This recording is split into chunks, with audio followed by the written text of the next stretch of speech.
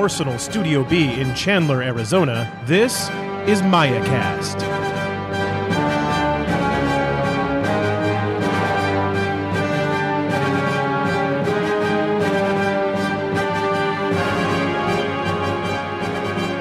Welcome to another edition of MayaCast. I'm your host, Tom Shadle. And my host, Kip Parcell. And this is episode 200 for Friday, September 28th, 2018. OSSomesauce. Today's show, we're going to be talking about the OSS, the OS in the OSSomesauce. The OperationS Subsection of the SSS. And so, just like we did with the Tartary Armored Corps last week, we'll go through the different units and the fire teams and all that stuff to talk about the new sectorial. And then hopefully next week we can talk about, we should be able to talk about the new ITS. And with any luck, we'll have some corrections and clarifications before then. But we shall see. It's also the week of Arizona Armageddon, so maybe we won't talk about anything. True. Gonna be busy. So there may or may not be a show next week. I want to apologize in advance if there is any hacking up of lungs, or if I sound more nasally, or if I'm dumber even than usual because I have the plague and I can't think and talking hurts. So, going to do our best to power through. Don't believe we have any new events to announce, so Not that I've seen. we can get right into the meaty bits. Ew. The enemy of my enemy is my friend. If you know the enemy and know yourself, you need not fear the result of 100 battles. Very heavy resistance, sir. Yes. But why are they using such primitive weapons? Now entering the war room. So looking at a new sectorial or a new army of any kind, even if it's not new, but it's new to you, like we talked about at the end of last week's show, you go through and you look for certain things. Like, do I want to play the sectorial? Let's see. How many camo infiltrating specialists do they have? Because those are very useful in ITS missions. OSS has 3 out of their 33 different army options, which is quite a few more than TAC had. 33 different profile options. Now, granted, 5 of those are proxies. Right. So, The only counts one. yeah, but camo infiltrating specialists, there are 3 different kinds. You have Nagas, who are camouflaged infiltrating models that have specialist options. Dacius, who are TO camoed infiltrators, very valuable. Also, you pay for it, that have specialist options. And then the Mark II proxy has a hacker specialist option. So, not a ton, but plenty and enough. For what they do, yeah. There are 7 different lieutenant options, so you should be able to find something that suits the way you'd like to play your lieutenant. You could be super aggressive with your lieutenant with the Asuras, especially with the new lieutenant level 2 rule. Or with the Maruts, giving you Strategos level 3. So you have some very aggressive lieutenant options. Dacius have a lieutenant option, but definitely bring along your cock if you want to do that. Right. Because they'll be up there doing stuff. The Shukra, chain of command, is the acronym I was saying there. Yadu, the new heavy infantry that's medium infantry kind of troop. Right. Yeah.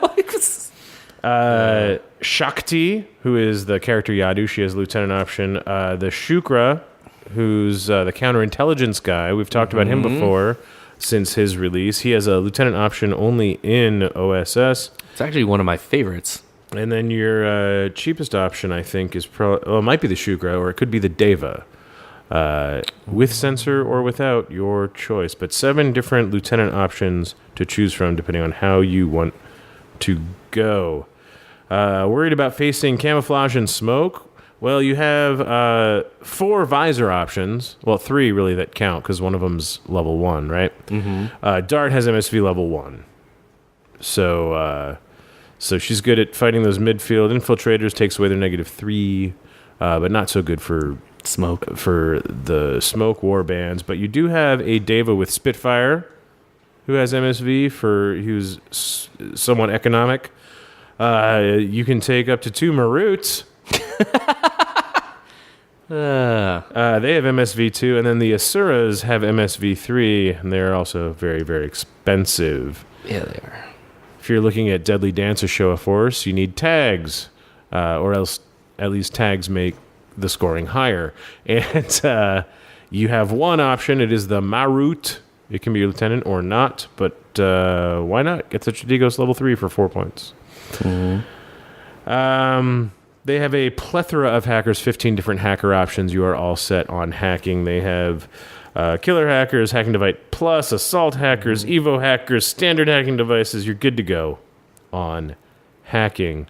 Let's say you have to go blow up the AC2 because the mission is looting and sabotaging.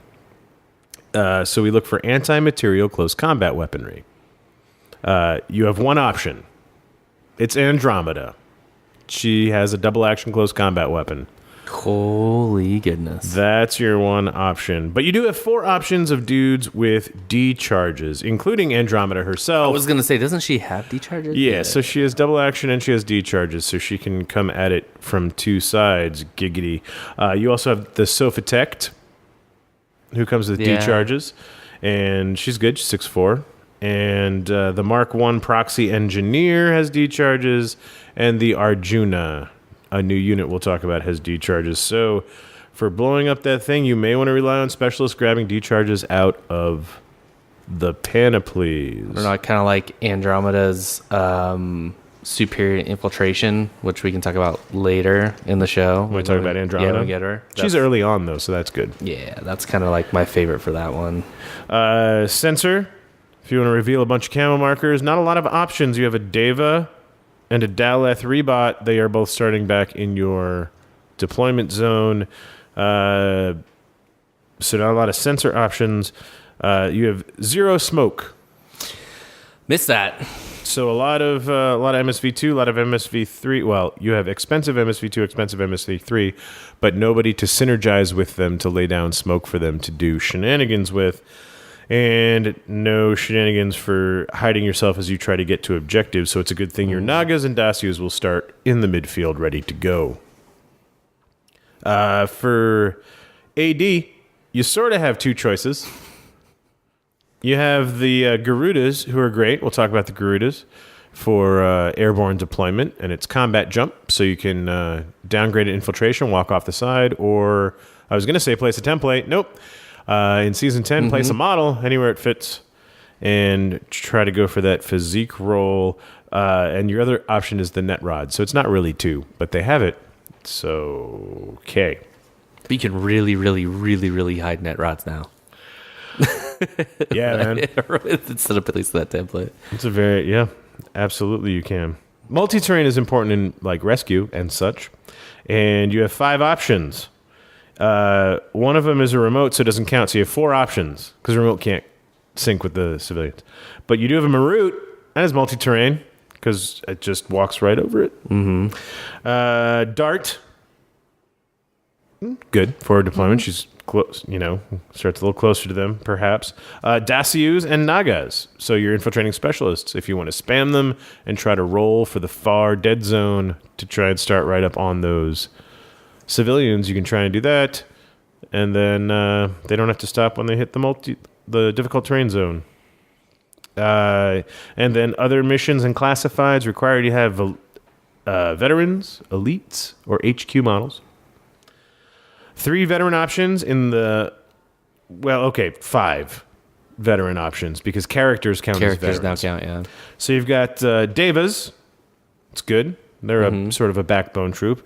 You have Shakti, who, despite being a character, is not a character. She's a veteran. But even if she was a character, she'd be a veteran. Right. So that all worked out. And Yadu, who are the generic Shakti profiles, the unit she comes from. And then the characters are Andromeda once again and Dart. Yay. It boggles my mind, Tom. Absolutely boggles my mind. Like when we started this, you're like, do you have your list? I was like, yeah. But guess what? I always forget to look for veteran elite HQ. Still can't wrap my head around it. Gotta look for him now. I know, right? It's disgusting. I don't know why I'm It's swaying Stevie wondering right now. I'm swaying back and forth in front of the microphone. Man. Stevie wondering. You were Stevie wondering. Oh, man. So, and then elites, you have 7 options, but it's really 3. Because it's all the posthumans. Right. which are 5 options, but are they 5 or are they 1? And then Technically 5 because they're all over the dang board. your Asuras are elite, as are the Dasyus. And then HQ units, you have the Marut. Marut is on fire. Maruts and Dasyus popped up several times. They can definitely handle adhesive launcher duty, kidnapping duty, rescue duty. Maybe I need a better duty. You know what movie that's from? No. Nacho Libre. Sorry. Sometimes. Did get duty. Soup duty. Maybe I need a better duty. One of my favorite movies ever. I'm sorry. So those are the sort of things I look through. Do we have options where I can do all the missions? Do we have stuff? Do we have engineers? Do we have forward observers? Do we have doctors? Do we have hackers? Right? And we have all of the things to do all of the stuff. Little dodgy on looting and sabotaging. Little dodgy. Yeah. But heck, just have your Marut run up and smash it with its super mecha fists. Like a high mecha hiney ho. Super mecha fist. There you go. Because tags can do it in that mission barehanded. Physique Anyway. 17 too. Yeah. So starting at the beginning, as we are wont to do, we will start with the very exciting and powerful Netrod. Yes, I skipped that one. Just not gonna lie. Physique 17. Well, there is a distinct difference between vanilla and OSS. OSS can only take 2 Netrods, whereas you can take 3 in vanilla.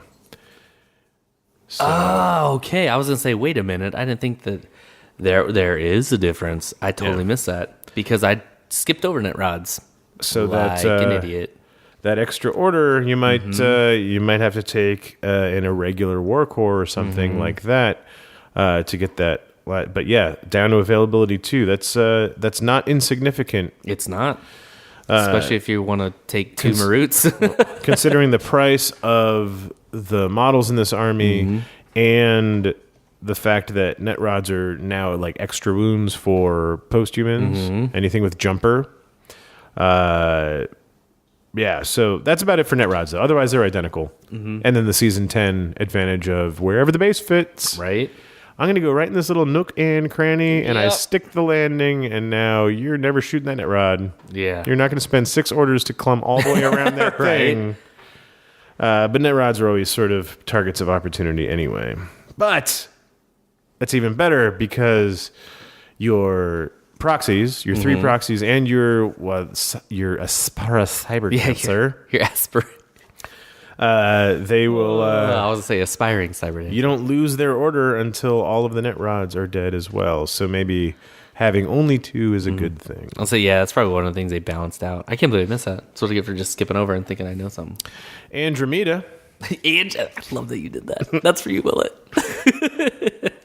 Andromeda is one of the new profiles we got. I mean, maybe a year ago now. It's been out of But OSS gets a bunch of specific profiles just for the OS. She's the best in it. And I love it because I love that model. And I love that she's Andromeda, the sophistes of the steel phalanx. Wow. All for you, Willet. Socrates. That's why I did that.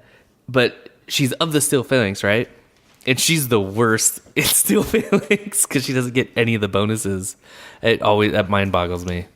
I think she's the actual best in OSS. It doesn't make any sense, Captain. She's the best in OSS. So she's still fat. She's still she's still on a 55 millimeter base. All of the new profiles get superior infiltration. So good.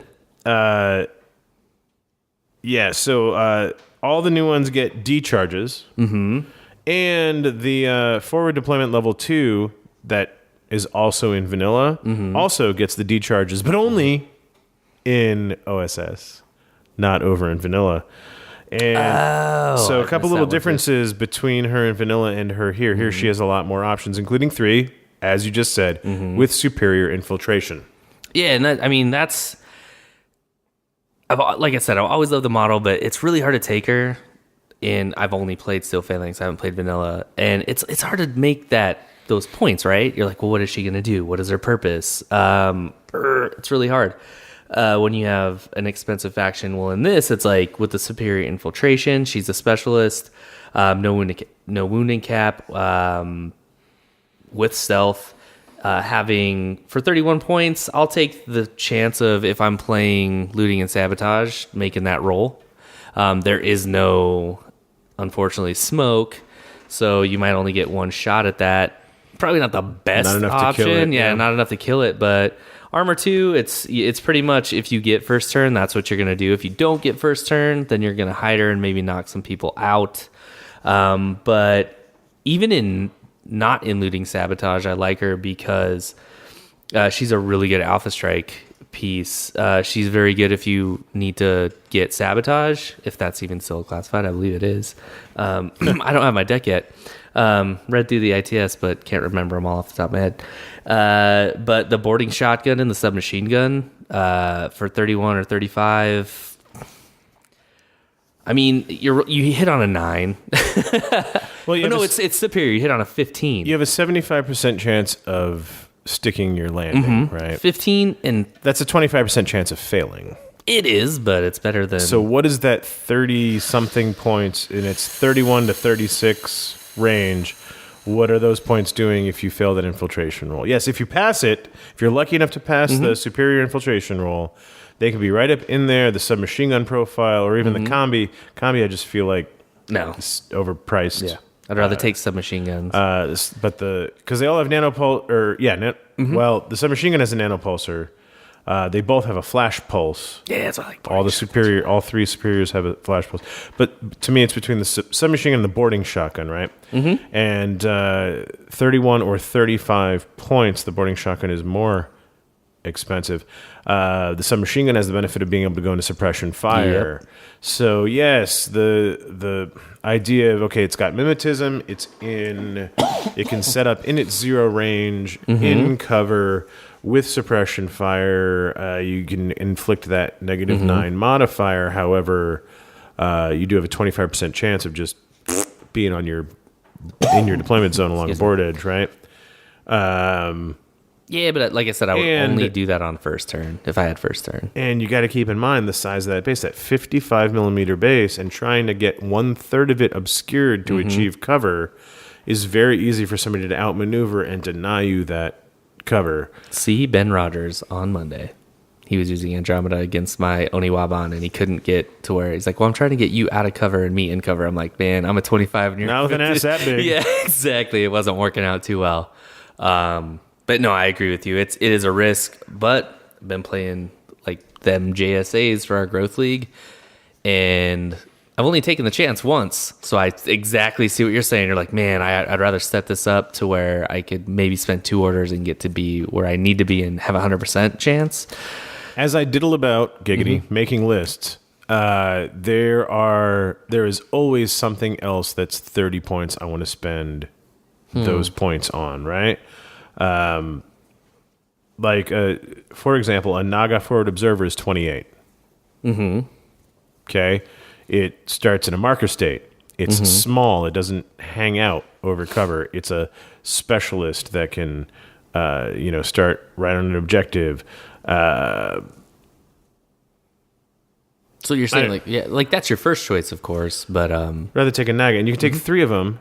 I don't need 3 Nagas plus Andromeda. Like it's. You don't like that guard level 3 where you can use like +3 in close combat? No. No, and you don't have to use the superior infiltration. You can just infiltrate her halfway, so you don't have to make a roll. So she can do the submachine gun suppression or combi rifle suppression. Oh, 36. I cannot imagine paying 36 points for suppression fire in the middle of the table where she's in range of most things already. You don't have to make the roll. The possibility is there. It's enticing for that 35 points to have that boarding shotgun with mimetism right up in their bidness where she can lay those templates down. But 1 wound, armor 2, no wounding cap, hard to get in cover. I'd rather have other things for those 30 points, if I'm being honest. No, I do like her for... There's a Naga boarding shotgun with Mine Layer that's only 27. Yeah, but he's not a 15 to land out just outside of their. Yeah, I'm not going to do. So. I'm never going to do that because I'm going to What about roll Power 16 Pack? through 20, man. What about Power Pack? You can literally be on their back edge. Okay, there's one mission. Looting and That's sabotage. interesting. Yeah, it's. I mean, again, it's. We always say we build lists but for it's the still mission. It's still a chance. It is, and you I don't want to take the chance. You know what? I'm all for, as our good buddy Bryant Vishenarang would say, fortune favors the bold, because it's worked out for him against me. But every time I do that, it's still a 50-50. It's like it never works sometimes, but not all the time. It's like Sex Panther. 60% of the time, it works all the time. Right. So yes, in certain missions, I really do like that profile. I can save 8 points, deploy to marker state, and know I'm not going to deviate. True. 100% is better than 75. So cool. If you like her, if you like the model, I'm sure she would be fun to try. It's nothing I would rely on because of that random. It's pretty much the OSS chance. Ushia McNeil. So if you like Ushia McNeil, if you played her, No, Ushi's way better. Starts as a marker state. camo. She's way smaller. She is smaller, but I'm saying this is the She can go in more silhouette places. aside. Like, You this is can't, the but one you thing can't do silhouette aside on a silhouette 4 model. I have stealth and mimetism, and I'm sneaky, except I'm awfully large. She can go prone and sneak into those areas, but now she's a 2-2 movement. But she's still 55 millimeters wide, even if you're prone. It's huge. I was gonna make a Yo Mama joke right now, but I won't.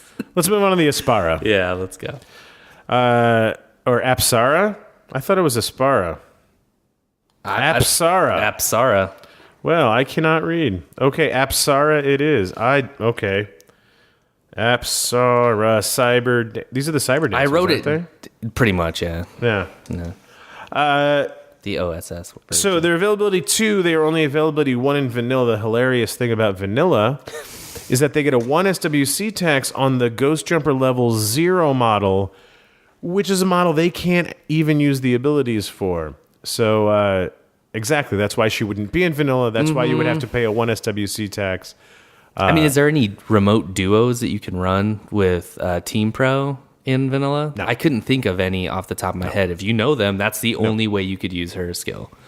Is Team Pro and duo. There is a killer hacker option, 0 SWC, 19 that. points. It's whip 14, BTS 3. I mean, you have other killer hackers that can deploy in more useful positions. The reason I suppose you would take her is for the Ghost Jumper level Z. I said 2. Ghost Jumper level Z. Yeah, Z. And Z. basically, this rule is that her close combat ballistic skill and willpower stats transfer to one member of a remote in a fire team. This is why you can't use her in vanilla, right? Unless there's a duo for you. And so there's not. I kept shaking my head at you. I'm sure everybody heard me do that too. So there's that. It takes a Dakini TAC bot from ballistic skill 11 to ballistic skill 13. Whenever the fire team activates, the Apsara is considered to idle. So you want to hide her away from AROs. Oh, yeah. Because if you activate the fire team, she is considered idling, can't defend herself. It's hugely important. Willpower is 14, so you can transfer a willpower 14 To the paramedic Dakini. to your paramedic Dakini who can't fix his friends because they all have structure. But he can push a button at one better. He could push a button and one better. Yeah, so they have to be a member of a fire team. They all get those. But I think the larger benefit here is all members of the fire team gain number 2. Yeah. So if your fire team leader gets murderized, your fire team is not broken. This makes her save you command tokens. That's my favorite thing. So you're looking at it like, okay, so my Dakinis are now ballistic skill 13, and they're plus 3 because they're in a 5-man link, so they're a 16, and they're in plus 3 range with their HMG, so they're 19, but they're in cover, so I'm down to a 16. Did I do that right? Yep. You could do that. Or on your because it is not stackable with supportware. So if you put marksmanship level 2 on the same Dakini, that takes away. Big yawn from Kip. Sorry, I was trying to do the. That takes away their cover bonus. So now you're ballistic skill 11, ballistic skill 14 because you're in a 5-man link, ballistic skill 17 because of range. Now you ignore their cover. So having supportware on a Dakini in a fire team is better than transferring her ballistic skill of 13 to them by 5% times 5 shots. So it is much better to have the supportware on that HMG Dakini. Now, you can certainly, for AROs, it's certainly valuable. Yeah, if you had double. Because the supportware is only on one of those Dakinis, and then the Ghost Jumper is now making one of them 13. Right, so 2 of your models in ARO have the benefits, but you're better off having ignoring cover than you are getting the ballistic skill, unless you're extreme long range and don't have weapons of the appropriate range. But now, on the other hand, a SEMEC, the missile launcher remote, can join any fire team in OSS, in OSS. The FTO is a wow. And that starts at a ballistic skill 12. So in a 5-man fire team, it's 15. And in plus 3 range, it's 18. And then minus cover is 15. But if you give it ballistic skill 13, actually, it's worse. How's it worse? Because the other ones are ballistic skill 11. Because now you're plus 3 for fire team, so you're a 15. And you're plus 3 for range, so you're an 18. But then you have to take 3 off for cover, you're back down to a 15. Yeah, but a 16 if you give it the level Z. I like what you said. In the active turn, remotes actually... No, you're an 18 if you give it supportware. Yeah. What I was saying is, like, if you have a missile launcher and a Dakini, like HMG, because sometimes people like to do that, that's where it's more beneficial. If one has the supportware and one is the jumper, has the Ghost Jumper Z marker, then sure, yes, you can benefit 2 things at once. But in Arrow, yeah, on your attacking turn, you're better off using your marksmanship supportware. Now, where it is better, and it's shock. where it is better is the marksmanship the supportware does take a short skill to apply, whereas the Ghost Jumper Z is just an automatic skill. Like, she's on the table and you put her marker on a fire team, boom. And then, I think the great benefit here is them all getting number 2. So when your HMG bot takes that bad ARO and goes down, the fire team's not broken. You don't have to spend that command token to reform it. Yeah, saving command tokens is huge, especially if you're running fire teams. So, yeah, I mean, good. It's what is it, 22 points for the Apsara to be able to have that advantage? Sure, why not? Not as the rumors started coming out, it's like, oh my gosh, the whole fire team's going to get her stats. It's amazing. Right? Nothing that crazy, and does not stack with supportware. So nothing to be afraid of. Not game breaking, but interesting. Makes them better. And the other thing, because it's Ghost Jumper, when she goes unconscious, consciousness goes into a net rod, right? So to remove the regular order that the Apsara brings to the table, you have to also remove all the net rods as well. So you're going to continue to get that order. Even if she goes down.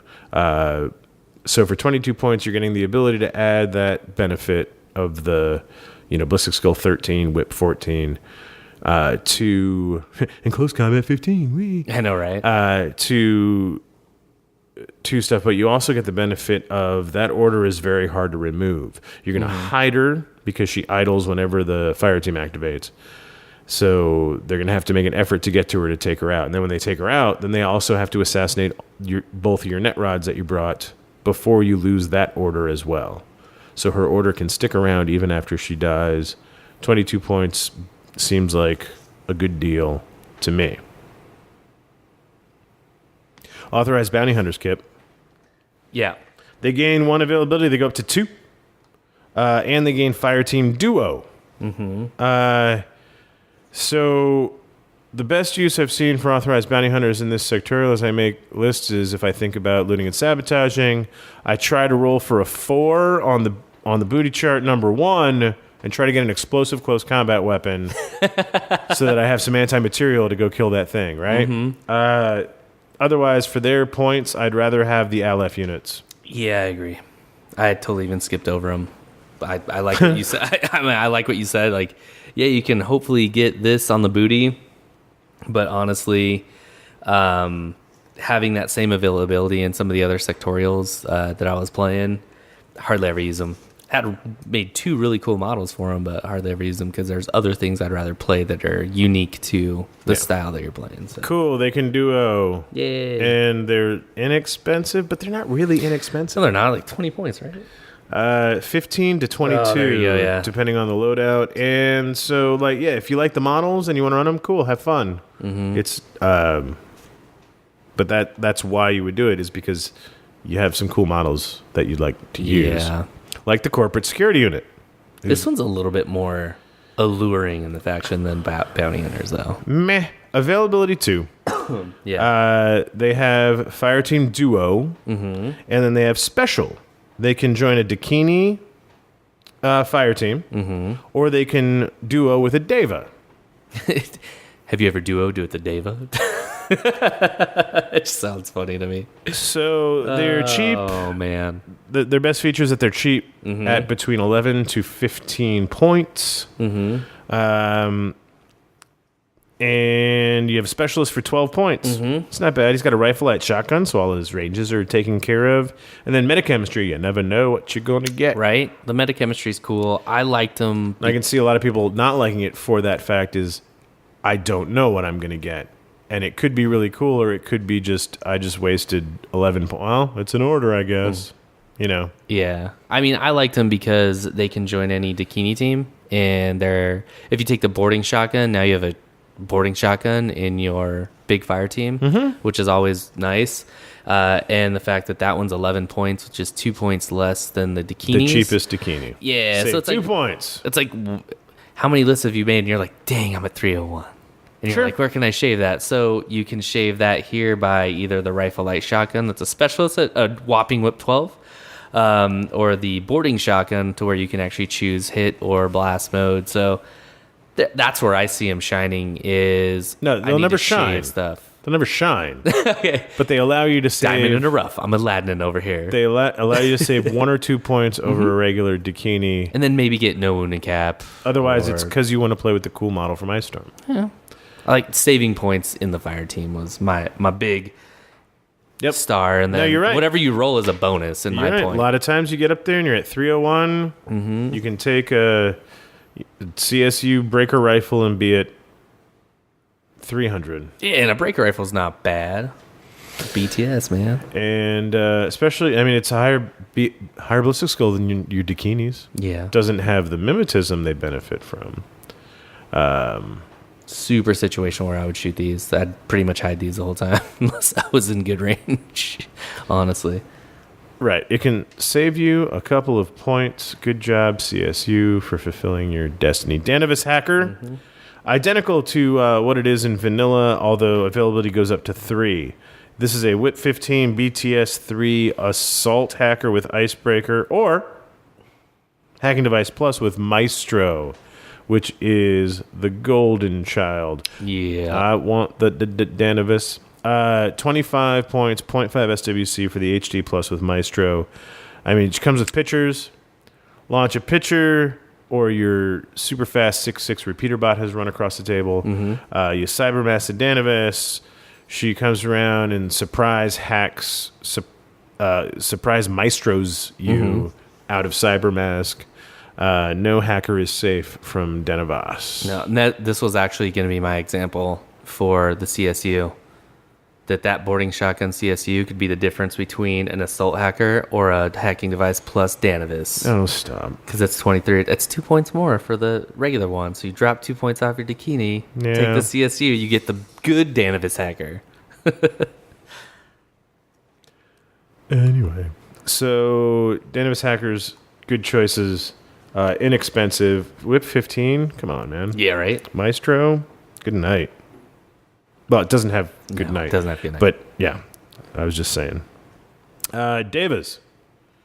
So one of the two sort of meat and potatoes, right, of the list. You've got Davis and you got Dakinis. Mm-hmm. Davis are just Dakinis with skin. They're all robots. They are light infantry. They range from like 23 points to 33 points. So they are not inexpensive. They're not cheap, but they're not expensive. They do have 1 wound plus no wound incapacitation with 2 armor. Ballistic Skull 12 dudes, Whip 15, and there are hacker options. Mm-hmm. And lieutenant options, Whip 15, hello. And for the lieutenant roll-off, good stuff. And you're not paying Marut price for it? Or Sir price for it? Over vanilla, they go up to availability 5. They were 4. Huge difference. They gain a Harry's profile, and they gain fire team options, like the special duo we just talked about, where it's a CSU plus a Deva. Or a Harry's option. And the Harry's guy, usually it's like, oh, it's the basic guy, but I have to pay half an SWC. This sucks. This guy also comes with sensor. So your Harry's is moving up the board, it's revealing camo markers. So he's performing a role other than, yes, I allow these 2 other guys to come together with me and form a fire team. Which is really cool. Enjoy that a lot. He's half an SWC, 25 points. Pretty cheap. And then there's the special 2 Deva plus 1 Asura fire team, which is a fairly inexpensive way to boost the burst of an Asura with her MSV3. And, hey, panel players, don't you wish your Aquila could Burst 5. boost his burst up? Right. So you can grab 2 Davis, put them in a Harry's. They have a fire team core option just natively. So you can take all 5 in a core. Leader, they have that special core, which is my favorite. Which is that? The in the Dakinis, it's like up to 4 Dakinis and up to 2 Devas. Mm-hmm. That was actually my favorite role, other than the Haris, because now you can use the jumper, you can use your hacking programs on 2 of the Dakinis. And then add a Deva hacker and an MSV2 Spitfire. It's like that is a mobile fire team, which is what makes OSS cool for me. It's like, yeah, like getting away from like the defensive stuff, like all these options. You could do the sensor with MSV2 or a hacker with sensor, so you can reveal hackers and then hack them. Like I don't know, it's. I have that all the way up in my Dakini because it's listed under Dakini. That way. I didn't want to get. So I've got it all the way up there. But yes, it's. All the tools that the Dakinis don't have, the Devas can fill in those holes. You bring a forward observer along instead of just the paramedic, right? So you have an extra specialist. Like you said, bring the MSV on the high burst weapon, bringing the better ballistic skill on the high burst weapon. Right, because Devas are 12 and Dakinis are 11. So, no, it's... makes them very, very flexible. Makes you wish Devas were total availability. Right. Until you're building lists and you're like, oh, well, actually, I'm good with 3 of these in my list, right? And so you never necessarily hit that 5 anyway. No. But when you're looking at all the options, you're like, man, they should be total. And then 300 points is a thing. Mm-hmm. So, yeah, very flexible. But yeah, burst 4 multi-rifle or a burst 5 Spitfire on an Asuras at Ballistic Skill 14 with MSV3. Super good. Who's armor 5 with 2 wounds plus no wounding cap. I loved it because it's like basically you're using your Asura as a platform anyway, right? That a lot of people use it as an assault model because like it's MSV3, I have a high ballistic skill, and I'm running up the field. But now you can tag on 2 specialists that are giving your Asura an extra burst, but now you're protecting your specialists as you're running up the field to push buttons. That's what I like about it. Super efficient order. Expenditure. Yeah, the NWI does make Devas more expensive than their stat line would indicate. Shock makes them like you run into shock ammo. It makes them feel like 12-point models. Pretty much. But Pretty much. when it's not shock, it's good stuff. Shock ruins everybody's day. Father Lucien Sforza. So we got authorized bounty hunters. We got CSUs. Now we got Father Sforza. It's like the no, really, we like the humans. Weird, Right. like weird additions to the Cylon army here. He's an interesting character. He has Hollow 2. And, so he can come out of surprise attack with a viral rifle at ballistic skill 13. That's all good stuff. Right? That's not bad. It's really good. Really good. And the viral rifle, you're like, well, it's a rifle. But over 16, right? He's got X-Visor. So it's just a 0. Yeah. He is 30 points, though. Super a lot. And he is dogged, but he's only got the 1 wound. So, he can get done what I guess he needed to get done.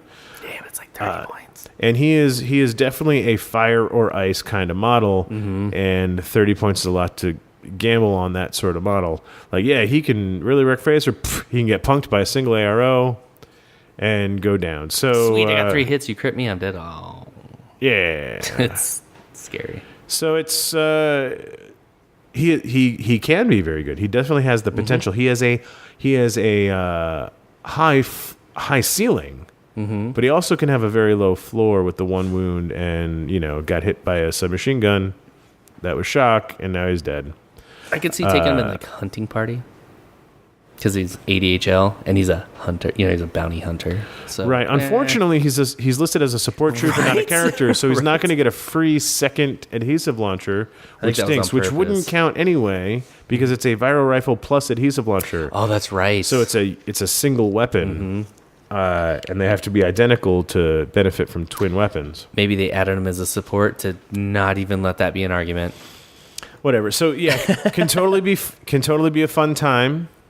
But again, not like the game breaking, thing or whatever.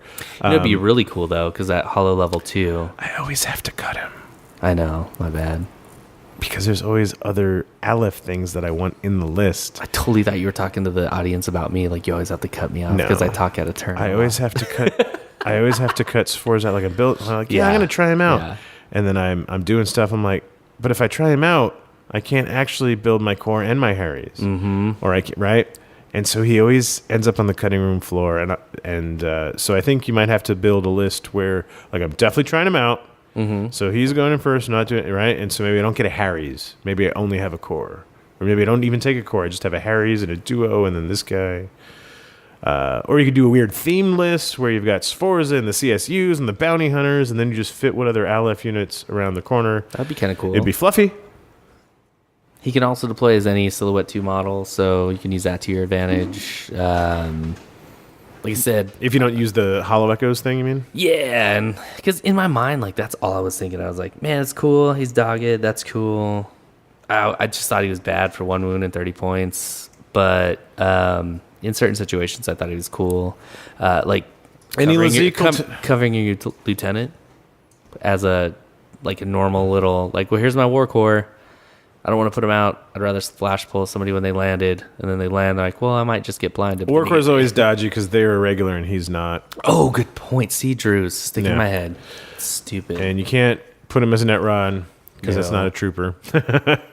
But you're right. You could have him back there as a backfield Dakini, and that's close enough in points. We're like, oh, silly Dakini, I can take that out. I stole it from a stupid Dakini. And then it was a specialist that tried to take the Dakini out, and the specialist just got glued by Sforza. And now you just won hunting party. That's kind of what I was thinking. But yeah, more fun, I would say, than strictly competitive or whatever.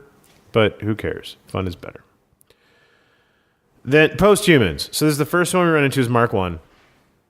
They are all absolutely identical to how they are in vanilla. They're all of it. Each one's availability 1. You have to take 2. You can take 3.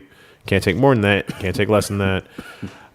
Can't take more than 1 of any variety. They're all the same points, all the same SWC. They're all identical to vanilla. Posthumans are still good. They are, I mean, my go-to trio is the Mark V Forward Observer, the Mark IV Heavy Rocket Launcher, and the Mark II Assault Hacking Device. Super good. In TO in deployment, right? And save them as your reserve model because you can put them all out at once. They're all deployed at the same time as if they were a single trooper. And posthumans, real good, real cheap for what they do because technically only one can activate at a time. But it's definitely like having 3 models out there. It's so good. Take posthumans and profit. Sophatect. Identical. Same comments as posthumans. Still good. Right? Still does the thing. We're moving on. She's still like the best specialist in the game with 6'4" movement, 1 wound plus no wounding cap. Whip 15?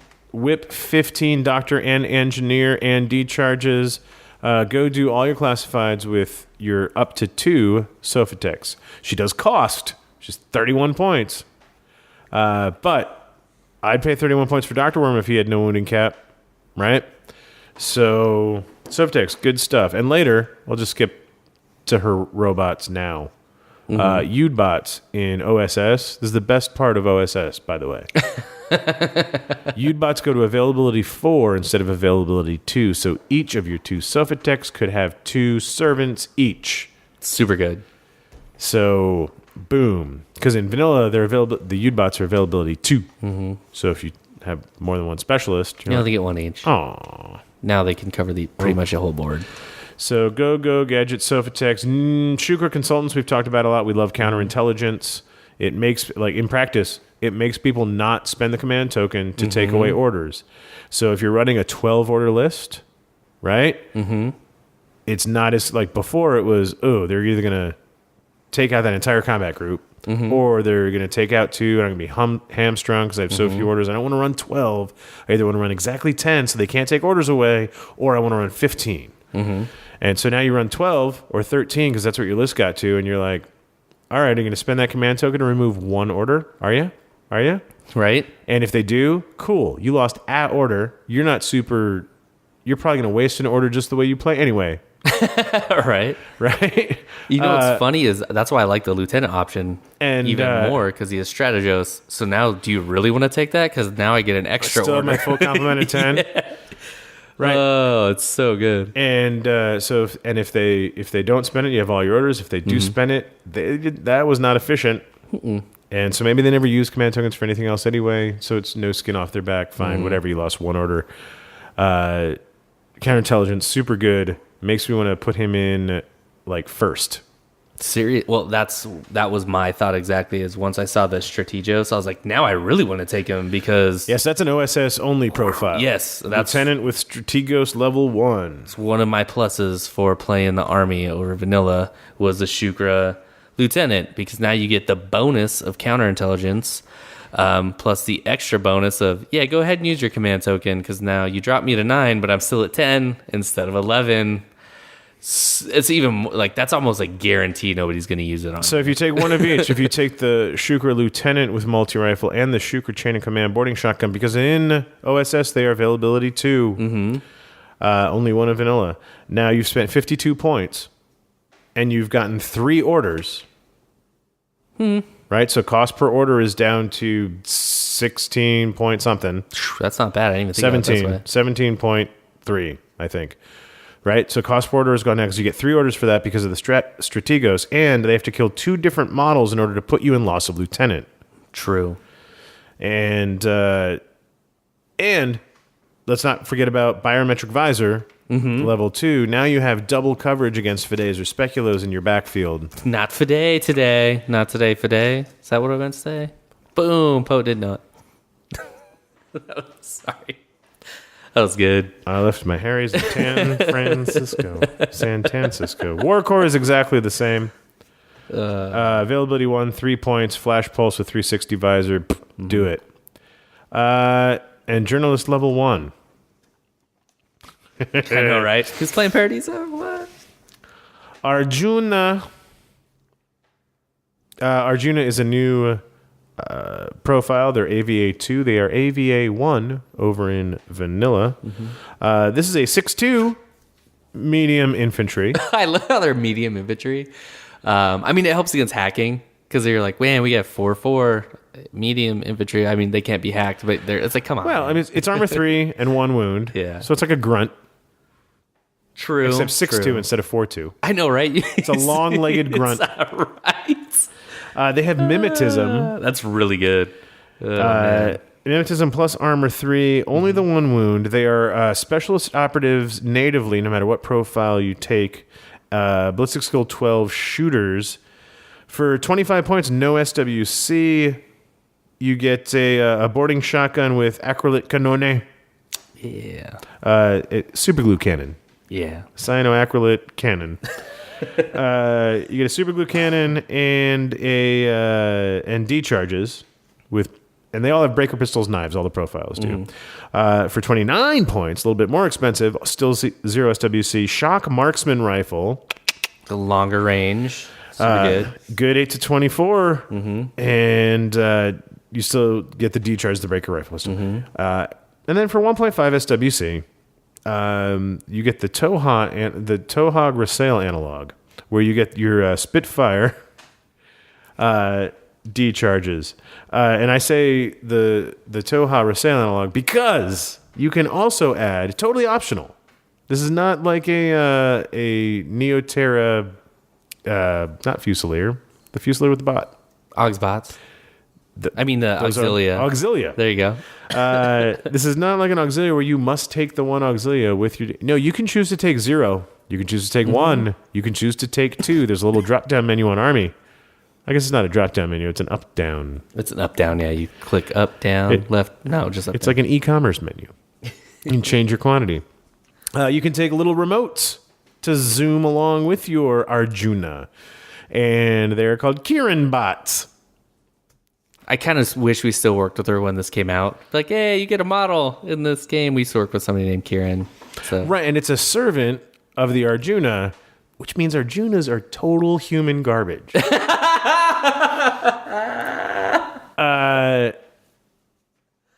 That's so funny. That was good. Anyway, Good job. it's only good for you and me, or people that know where we used to work. So, yeah. So it's a little servant bot that's ghost synchronized to the Arjuna. The Kirin bots are also 6'2". They're little, armor 0, 1 wound bots, like an Ox bot. But instead of a flamethrower or a chain rifle or whatever, instead you get an Emerat. Yes. As well as cyber mines. Which is situational. Which are the new weapon that only affects hackers, right? Yeah, but Emerats, though. Yeah, cool. But also very situational, I would say. Yeah, I mean, you can still isolate people. Unless they're a veteran. That's true. Unless they're veteran level 1 or 2. Or Morat, right? Useless against Morats. Don't bring any Kirin bots against the Morats. No. Really good against heavy infantry. Excellent against the Invincible Army. Yes, right? That's where I was getting at. Later on down the road. Excellent against the Invincible Army. It's going to be worth your 4 points if you can get them there. I mean, honestly, excellent against fighting their own stuff, really. How many Aleph troops can you screw up with some Emerats? And so, Kirin bots, Emerats and cyber mines, and for some reason, kinematical level 1. So if they pull off their physique 10 dodge, which becomes a 7 or 4 against mines, they get to move 3 inches. Yeah. Should they ever pull that off? It's because it's like it takes a little bit extra time for their pistons to like do the Who knows what their cricket jump. pistons? I don't know. Who knows what they're going to look like? I just figured they're bots, so that's where my mind went. Kirin Saleh, they finally made a model out of you. But yeah, so you can add 0, you can add 1, you can add 2. Each one's 4 points. And it automatically adds the points to it, which is pretty cool. In Army, yeah. In Army. And so it's a G-Sync, so it's not adding more orders or anything. No. But you can run an Arjuna around, a couple of bots, have a whole bunch of giant templates, emerating stuff and isolating everything. Great, I still get all my orders, but each person I have can only use their own. Yay. Right? And I like the fact that you can use the whole first move value, your 4-point bot moves out, everybody has to ARO it, and then you move behind it, like across, so you don't have to like cautious move or anything. So you can use them as a shield, which is fun. But I like Emerat. Isolating people is awesome. Big fan. What's after the Arjuna? The Shakti, because we skip over the proxy, because it's the same. Right over the post-human. Yeah. Shakti is the Yadu officer. Yadus come up next. Yandu. yeah. Shakti counts as a Yadu for fire team composition. She natively has the Harry's skill on her own. Right. Which means if you make a Harry's team, at least I'm assuming this is what this means, if you make a Harry's team including Shakti out of Yadus, you don't have to take the Yadu Harry's guy who costs half an SWC. Right. Because Shakti already has it in her profile natively for no extra SWC because she is 0 and 40. Yeah, she's a lot.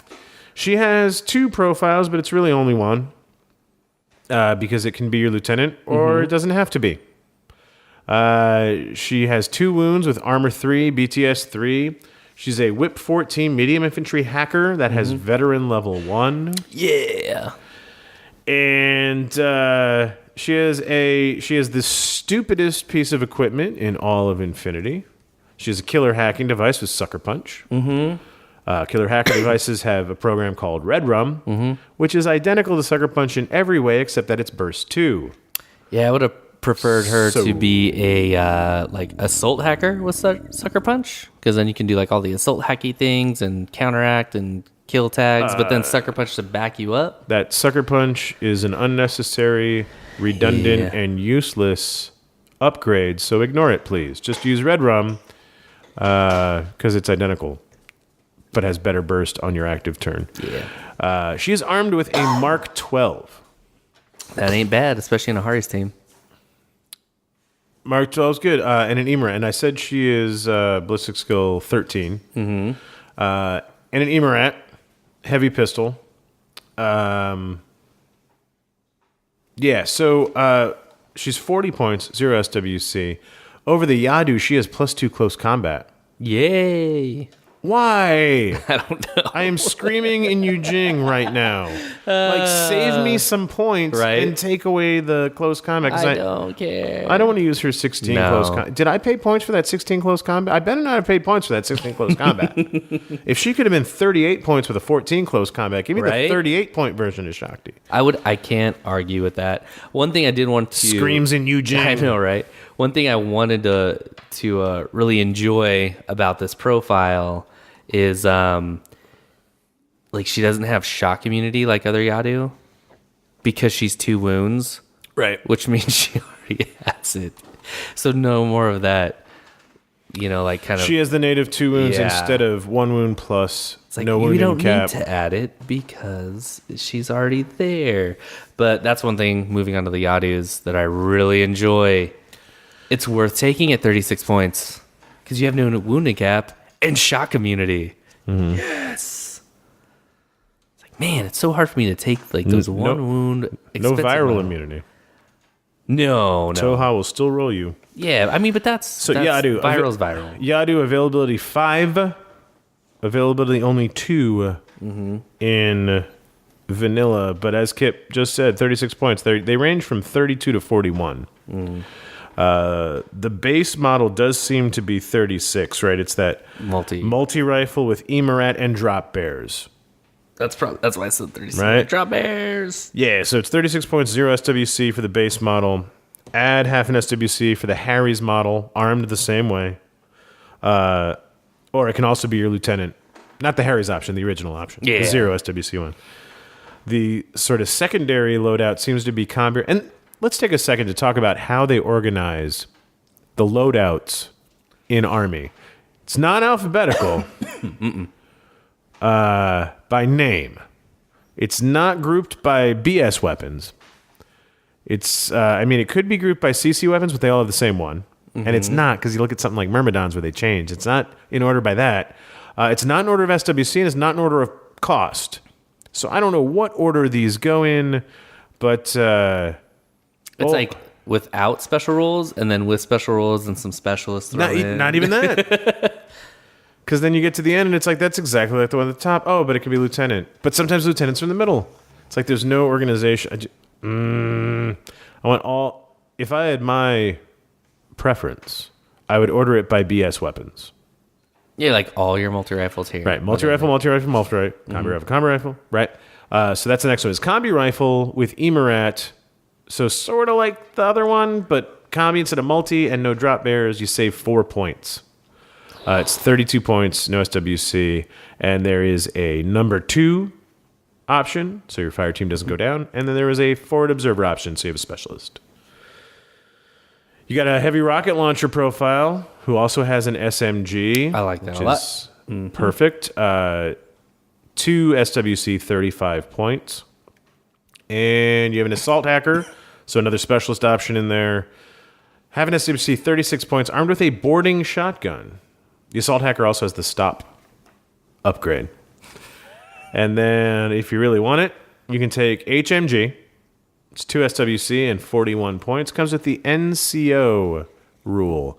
Now, the NCO rule is not appearing in the new rules update, but it'll come out in the new rules that come out later this year. Okay. Essentially, what it means is that a model with NCO may use the lieutenant orders as if it were their own.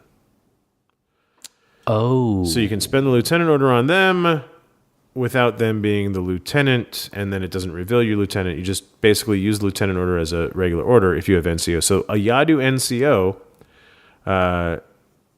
can use that order. Now, will it work in a fire team? Because the rules aren't out yet. We don't know. We don't know all the wordings and stuff. But I would imagine that you are spending the lieutenant order.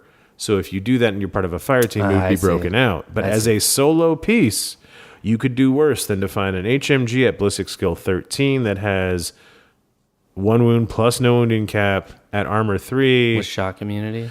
With the shock immunity, the veteran level 1, which, so it's... It gets to shoot for free, basically. It'll ignore isolated, ignore lost lieutenant, it'll ignore retreat, it'll still act normally. There are worse things to have as a solo piece that is using at least one order for free. That's pretty. Because when we get to lieutenant level 2, I was saving it. I didn't want to jump ahead. It might get 2 free orders. I didn't want to jump ahead like I did with the Dakinis. So the Yandus. Right. I wear these flames the same as you, Tom. they have fire team duo. They have fire team core. I cannot imagine taking a core of Yadu. It's almost a pain train, but it's unhackable, so that's a bonus. But it's not quite as tough as a pain train. Anyway, so it's as expensive as a pain train. They have core and duo. There is a Harry's dude. Then they have a bunch of specials. Special, 2 Yadus and a Deva. Not bad. Helps you save points because the Yadus are expensive. The Deva also has no wound incapacitation, and it can fulfill a role that your 2 Yadus don't have. If you bring shooty Yadus, maybe it is a specialist. Is like a hacker Deva or whatever. If you bring specialist Yadus, it could be you could bring along a sensor Deva. So as you go up, it goes whoop whoop whoop whoop whoop. Reveals a bunch of camo markers, then the Yadus come around the corner and blow it apart. Other special fire team, Harry's, 2 Yadus plus, and a Sura. So if you would like to spend half of your army points on 3 models... Right. At that point, I'd just rather have a core Yadu team. Yeah, it does... I mean, the one thing is you can... Isn't there an Asura hacker that is also free, or am I mixing that? There's Asura Harry Spitfire does not pay extra to be Harry's. So, so you don't have to spend the 0.5 on the Yadu Harry's guy to get the Harry's with the Asura. But they do have a Harry's guy, so they can form a Harry's just by themselves. True. Which we have to use the 0.5. I love these mixed fire teams. They make everything so clear and easy. They do make things fun, though. But yeah, so 2 Yados and Asura, expensive. We'll see. We'll see how that works out for people. Special fire team up to 1 Rudras Gunbot. So 1 Rudra can join any Yadu troops fire team. So that is the big, we're going to talk about him later. He is the new big, giant, heavily armored, multiple wound remote that Aleph gets access to. And he can join in there. So now your Yadus can run around and your Ghost Jumper can be in there with him. But again, instead of the Ghost Jumper, I'd much rather have support wear on the Rudra. Shakti counts as a Yadu trooper for fire team composition, so anywhere that a Yadu can be, Shakti can be as the character. And as we said,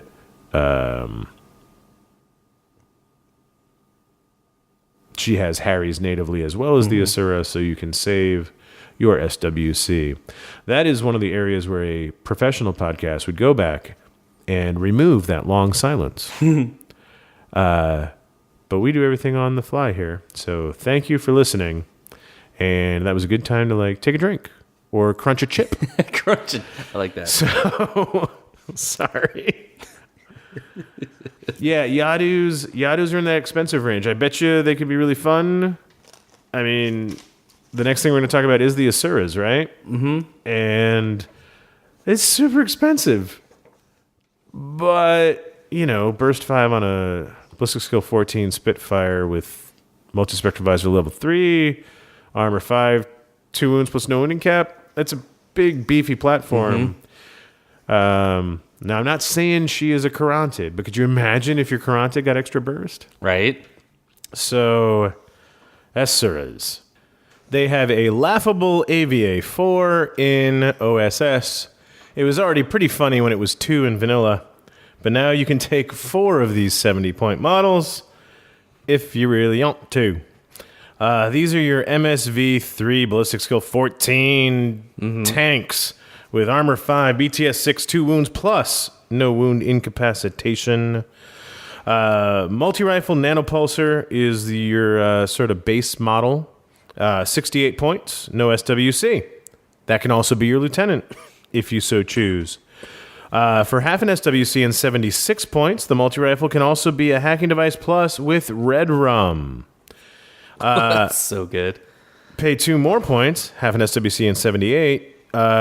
You get the hacking device plus with Red Rum, and it can be your lieutenant, but it's not just lieutenant. It's lieutenant level 2. Lieutenant level 2 provides 2 lieutenant orders that only the lieutenant can use, or a Yadu HMG. Models of the NCO. The other profile is combi rifle and nanopulsar. So everything has to have a nanopulsar. You're shocked when something does not have a nanopulsar. It's half an SWC, 72 points for a hacking device with Red Rum. Same price for a lieutenant with the same thing. Just regular lieutenant, though. Not lieutenant level 2. Then there is the Spitfire Asura. Also with a nanopulsar. 2 SWC and 70 points. For 71 points and 2 SWC, that same Spitfire can have Duo or Harry's. I love it. 1 point extra. 1 point extra. No bump in SWC. But for 2 points, at 2 SWC and 72 points, the Asura can be your lieutenant level 2, getting 2 lieutenant orders. If you're going to Rambo somebody with a Spitfire, why not have 2 extra orders on top of the regular order they already provide? Right? In order to do stuff with them. Because you have a chain of command model hiding somewhere on the table, so it doesn't matter if they die.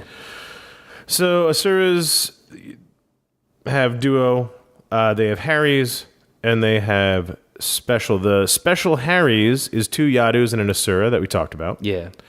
The other Special Fire Team Harry's is 2 Devas plus an Asura, which keeps it economical for getting that +1 burst on your Spitfire, or heck, even +1 burst on your multi-rifle if you want to take the HD plus with Red Rum. But then she's probably not a Harry's, and then you can't run it. Oh, you can, because you could take the Deva Harry's version. Aha! Combo nations. Yeah, because it's no bump in SWC on the Asura's end. So it's like, do you want to take the bump for the Right, but the Yadu, Harry's Asura is the Spitfire. If you want to take the Harry's hacking device plus, then you need the Deva Harry's guy who's 0.5. Yeah, that's what I'm saying. But like, it doesn't cost you extra if you want to take the guns. If you downgrade to the multi-rifle, it's really not that bad because your other option, you're spending a point more. Communication, Tom, things I need to work on. Just didn't understand what you were saying. But yeah, 2 Devas plus an Asura Harry's Spitfire. You don't, as you said, you don't pay the Harry's tax for the Spitfire. Or use the Deva Harry's guy, and then the Asura hacker, like I was saying. But that's a weird synergy where it's sort of it's not redundancy so much. It's not redundancy in a good way. Like I brought 2 forward observers in case one dies. It's redundancy in that the Asura has MSV3. She can automatically discover and shoot without a roll. Yeah. Whereas the sensor that comes on the Deva Harry's, is better suited to guys that can't just do that. So it's redundant in a bad way, is what I was trying to say. So I would enjoy leaving her on her own so that she can use her 2 lieutenant orders. And then if you're going to be mega aggressive with this Asura Spitfire with 2 extra lieutenant orders to go and murder things, then Shukra chain of command for safety. Yep. No, I really like that. I think the only time I would actually Hari's this was with the Spitfire because, your Asura is whip 15, but the Devas also are whip 15. So that's what I was saying. Make your Devas the specialists and the Asuras there to get them there. So it's really like how economic do you better want to be? ballistic skill. She has the visor. Yeah, so she's protecting, they're pushing buttons, but it's like, well, if you run her on your own, you can run around and shoot things with 2 extra orders, or do you want to move 3 models with 1 order? So it's kind of like a give and take, like what's their role? White noise, you can't hurt on me. that, and there you go. And then Devas can jump up and maybe shoot something. So it's like, if I'm going to do a Harry's, I like the Deva option. I think my 2 favorites, because these Spitfires, like Duo Harry's and the Lieutenant level 2 are only in OSS. So that's huge. That's what makes it sort of really cool in OSS is the level 2. If I'm going to take the hacking device plus Red Rum, Right. Definitely taking the Lieutenant level 2 option, because with the Shukra in there, it's worth the 2 extra orders. Because you're essentially getting 4 orders for around 113 points, I think, off the top of my head, because I don't want to bounce back to the Shukra. I believe it's 35 points. 25. Is it only 25? Chain of command, 25 of the boarding shotgun. There you go. So it's even better. So it's like 103. So you get 4 orders for 103 points. So it's less than, was that less than 25 points? More than. I mean, a little over 25 points. Slightly more than 25 points. But and it's also, it's not only that many orders, it's also that many wounds. Because she's essentially coming with 3. And armor 5, so they're not that easy to get rid of. No. And she's negating all of your negative modifiers that you were trying to stack up. I'm going to throw smoke, and I'm going to be camouflaged, and I'm going to ignore all of that. Right? Super, super good Now, specialist. she is very attractive in OSS, whereas in vanilla, she just doesn't stack up to Achilles. Right? I agree. That's one reason why You're fighting in the same price bracket, but he is... ODD. He's got the ODD. Yeah, 3 wounds, straight up. Higher ballistic skill. He's gross, right? He's 15, isn't he? Ballistic skill 15? he's ballistic skill 15. He's gross. And you're essentially trading on Achilles and her. You're essentially trading his ODD for her MSV. But with Achilles, you can't white noise. So... but you can smoke. You can smoke. Then you can shoot him through smoke. And if you're shooting him through smoke, you've got MSV, so you're ignoring his ODD. So it's the counters within counters. Yeah. In an encounter. Yeah. So very strong, but you definitely pay for it. We skip over a couple of proxies, and that brings us to another strong lieutenant option, the Maroots. So for 116 points Yeah. and 3 SWC, you can have a Marut. But for 120 points and 3 SWC, you can have a Marut Lieutenant. They are availability too, LOL, in Made a list with that. 10 orders. at 300, no less. It has 300. nothing else in it. There's 4 specialists. Whereas you can usually only get one 120-point model in vanilla. Their availability too in the OSSomesauce. This is an Armor 8 BTS 9 3-wound tag at Ballistic Skill 15 with MSV2. It has not only a multi-HMG for range, it also has a heavy flamethrower when things get up close and personal, or a nanopulsar if things get up close and personal with things with crappy BTS. Right? Super funny. And AP close combat, yeah, who cares? Yeah, you're not using that half the time unless somebody attacked you. But yeah, so that lieutenant, the 4 points is not for lieutenant, it's for the Strategos level 3. I get to hold 2 things in reserve. You get to hold none of your things in reserve. I get an extra regular order in my pool, which is essential when your model costs 120 points. So bad. And perfect counter to the ODD avatar. Oh, yeah. It sees right through the ODD. I see right through you. But you don't have similar protection against it, so it's sort of an even fight. Sort of. Depends on who's on the offensive. Anyway, I mean, there's no doubt it's good. Oh, it's really But good. it's also a tag, and it's also a lot of eggs in one basket. Too many eggs. And But would be very fun to run 2 of them because you can. Tell us about your 2 Marut list. Yeah, that it's you made, funny. Kip. On my 300 points, no less. On my notes, I was like, insert list example here. And that is my my Thank you, impromptu. Hal. Right? Open the pod bay doors. That was my impromptu bumper. So yeah, I saw this and I was like, why? Well, like, why would you ever do this? And I'm thinking of missions like Frontline or Supremacy. Even though Supremacy, you got to push buttons, right? Things that you have to have more points in a certain area, and you face a lot of lower point lists. So I was like, I wonder if you could actually do this. So I put a Marut Lieutenant, of course, because Strategos level 3. For all the reasons Tom just said, and then the regular Marut, the same one, just 4 points less. Now you have to have orders. So we have a Probot Minesweeper, because it's 8 points, but it's baggage, so it counts as 28 for scoring. And then you have another Probot Baggage that's a Minesweeper, because it's 8 points, but counts as 28 points for scoring. Redundancy.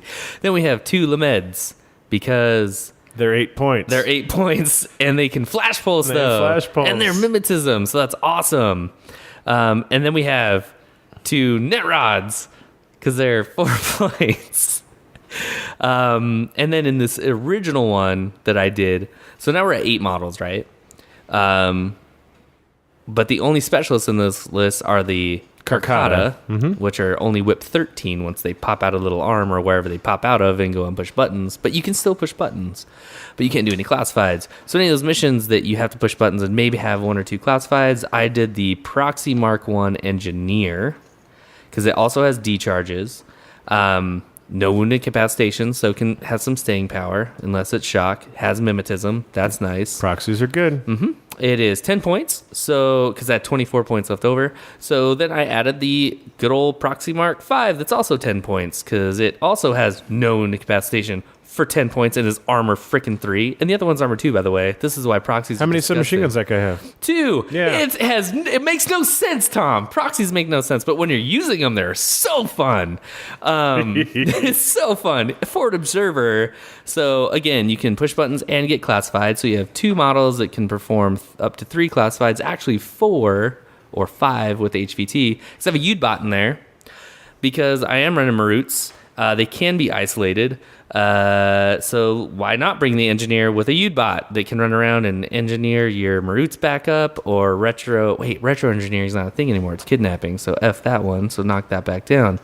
But yeah, engineering was the prime choice, because the only thing with wounds are the proxies in this entire list. So that is 9 orders with the Strategos level 3. That makes it a 10 order list. and you can deploy everything except for your maroots. So imagine if you are going first, which you want to in this list, and your opponent's like, okay, you deploy over here, and then you deploy 4 8-point bots, 2 net rods, and 2 proxies, and you're like, okay, go. Oh, and a Ude bot. They're like, wait, what? I got 2 models in reserve, and they have to deploy everything. So then you can counter deploy any hackers that have white noise. You can counter deploy any missile launchers. You can auto discover. Well, you can't auto discover. I keep thinking Corrupted because they're only MSV3. They're only MSV2, not MSV3. So kind of counter deploy people with the 2 maroots.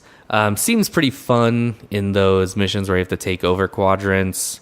If you really want 11 orders, you can knock out the proxies and the Ude bots and add 2 CSU specialists with the rifles that are 12 points each. But I like the proxies better because you can do classified. So you can actually do more missions with this. You're just really susceptible to white noise and assault hackers because as soon as somebody does the total control, or is it Overlord, where the one that's like damage 16? Yep. Yeah, I think it's Overlord. And you're BTS 9, and you're like, all right, sweet, I need an 8. And you roll a 7 or less, and you're like, man, this sucks. It is taken over. So, yeah, susceptible to hacking and white noise, but that would be really fun. Because you can still do stuff. I just skimmed quickly through Ghost Jumper and Ghost Servant, and I didn't see anything through my quick skim that would prevent a Ghost Jumper model from having a Ghost Servant, because they're not coordinated orders, they're not fire teams. I mean, it could be in there somewhere. If we missed it, it would be my fault. So send your hate mail to Kip@MayaCast. And if not, you change the Ude bot to a War Core. Yep, and that actually works better. Use your command tokens to get your extra order for that. So insane. So we get, after all the nonsense and frivolity that we've gone through with Asuras and Maroots, we get back to what is actually the core of the army, but it comes this late because it's all the way back in the remote section. Right. We get to the meat and potatoes. We get to the stupid Daikini. We get to the Daikini tech bots, who are availability total, which is a huge change over vanilla, where they're only availability 6. Insert blank stare here of sarcasm. They are your fire team core. They are remote. They have remote presence and structure. They do have mimetism. Super nice. An entire core fire team of 13-point dudes that have mimetism, which is helpful with armor 0 and ballistic skill 11, right? to help win face-to-face rolls. They also can form a special core, which we talked about prematurely. Earlier. That's a better, yeah. There you go. With up to 4 Dakinis and up to 2 Devas. That does not mean you can form a core of 6. No. But your maximum of 5 for a core fire team. But please bring extra Devas and bring extra Dakinis so that when one goes down, you can reform the fire team to a 5-man core. Up to 4 Dakinis, up to 2 Devas, and don't forget that up to 1 CSU can be part of any Dakini fire team, and as Kip said, that can save you 1 to 2 points. 3, which could be important because you take that, like none of us. Like you said, you get to the end and you're like, man, I'm at 301. So you swap out a Dakini with combi rifle for a CSU and. Difference between the okay Donovus and the really good Donovus. Your uncle. So these are this is what counts as a basic fire team in Aleph. It's 6-4 movement. Right? They are remems. They are rems. So that they can definitely be upgraded by hackerization. They are only armor 0 and 1 structure, but BTS 3. Which is helpful because, as stated, they are REMs and susceptible to hacking. Right. And they all have mimetism. So they are only ballistic skill 11 and physique of 10, which we noted earlier. They dodge on a 7 because they're remotes. And then they dodge mines on a 4. And they range from 13 to 21 points. I like the very efficient listing of profiles. There's not a bajillion of them. You have your basic combi rifle model for 13 points. He can be a paramedic for 2 more points at 15. 17 points gets you a combi rifle plus a light grenade launcher, but that'll cost you an SWC. And then for 21 points, you have your choice of a 1 SWC HMG or a 1.5 SWC sniper rifle. And so you can add CSUs to this fire team. You can add Devas to the. You can add a CSU to this fire team. You can add up to 2 Devas to this fire team. You can add a Samek Rebot to this fire team, which is missile launcher, not the smart version, but the fire team option, the FTO version. You can add a missile launcher, a Ballistic Skill 12 missile launcher. I might add Burst 2 in the fire team, Ballistic Skill 15, and a 5-man. If you are inclined to run a defensive fire team, the Samek Rebot, the sniper rifle, or 2, although the SWC on the sniper rifle is high, and people come closer, so HMG might not be bad.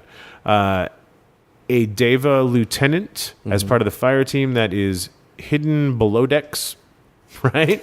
Below decks. Below decks. And he's part of the fire team, so he's there. Your CSU who's protecting it with a boarding shotgun to keep it cheap, right? You can make this cool little 5-man defensive fire team for sure, but they are super flexible. You don't have to just stay back and shoot up on a balcony. These guys can definitely move forward at 6'4", where they will tend to leave behind their fleshy human counterparts of the 4'4" CSU or the 4'4" covered in flesh Davis. Cover them in flesh makes them slow. But using the Devas and the Dakinis all together, you can have a sensor in here. You can have a forward observer. You can have paramedic, I guess, but specialist. But you can have a Spitfire, which you're lacking in the Dakinis, but the Devas might bring to the table for you. You can add all of these tools together interchangeably. Probably leave the missile launcher at home because that doesn't want to get any closer. Its range bands are real far away. And, so you can have a real flexible fire team that's moving and grooving and doing stuff. Your 4 Udbots that are attached to your 2 Sophatechs can be there to repair your dudes. Because remember, they can't be healed by a doctor or a paramedic, even though they come with a paramedic. Right. You need engineers to do it. And Sophatech is your lady for that. Or the Post-Human Proxy Mark 1. But he's availability 1. Dakinis are the meat and potatoes. They are the flexible backbone that form the core. You can run all the fancy stuff if you want. You can run Yadu cores and all that stuff. But if you want enough orders, especially in ITS 10 where you have to waste at least 2 orders a game to place a stupid Xenotech tracking beacon thing, if you want enough orders to do all this, and all the new classifieds that cost more orders to do stuff, if you want enough orders, Dakinis is where the bang for your buck comes together. And especially when you're synergizing them with hacking and supportware. Like taking those orders to put the assisted fire on and all that good stuff. I agree with you 100%. I mean, I love what they've done, especially we did TAC last week. I really like that it's nothing that I expected with all of these. It's not what we are used to in fire teams anymore, which I really like. Like everything is about these different combinations, and you can add in all of these things that are lacking in one small unit entry, like. The Dakinis get this small little blurb. Honestly, it almost seems like an afterthought, but it makes sense lore wise because what are they there for? They're there to support these elite troopers. So of course Devas are going to be like, well, I'm going to go into a fire team with these Dakinis that are there with my HMG that aren't as expensive because they're remotes, and they're going to back me up while I'm doing this. So it's like it's a lot of support, and I really think that they shine with the mixing and matching, which really helps with the different ITS missions. I like Tom was like, well, of course I like you, Tom, but I, in opinion, like Tom, thought paramedic, that's because like they're all remotes, but the Devas have wounds. So I was like, okay, I guess that could work. If you don't have a Sophatech with one of 4 U-bots on the table. But how good would a Deva engineer be? What? Give me a break. I know, right? But yeah, like going on to this, I like how it's completely changed the way I think of fire teams. I think since NA2 has hit the table, it's really made me excited to list build because it's broken and continually breaks. There's still some old habits, but it breaks my old way of thinking when it comes to why a sectorial is fun to play and what do they have to offer. It's a double-edged sword, I think. It is. Sectorials always have been. As a draw gladius, which is a sword with 2 I know, edges. right? I was looking at that. I was like, please tell me you're going to put a blade on that because the handle is looking quite weird at this point. So, speaking of gladius, the winner of Arizona Armageddon 3 will win a gladius. Anyway, I had to use gladius. It's a gladius, and remember I told you here's a little side train wreck story. My little game I was playing with Vino when I was feeding him over the weekend, and I'd roll the treats, and he would chase them, and one went wide left and went into the bar in the living room. I had to use one of the gladiuses to get that away from the wall. Oh. Because it was the only thing that it could reach back and stab it and pull it out. So. Spoiler alert, the winner of next year's Arizona Armageddon will also receive a gladius. Okay, yeah. So, there's 2. So, it's a double-edged sword. And because now I don't even remember what you were saying that made me say it's a double-edged sword. You were saying fire teams mixing. Oh, yeah. So on the one hand, for the old hands, for the old hats, the experienced Infinity players who kind of knew the basics, had to relearn a lot with N3, but still kind of knew the basics, and now we're adding on little bits and pieces to our base of knowledge, right? Yep. And we're really loving it. It gives us new flexibility where it's keeping us excited. There are so many questions out there about all of the, since they started mixing these fire teams with, JSA and then Druze and then JSA and the other NA2 armies, and then going into Tunguska, and now we're seeing them for TAC and for operations, all these mixed fire teams. They we're inundated with questions about, so that means I can take all this in a fire team. Right?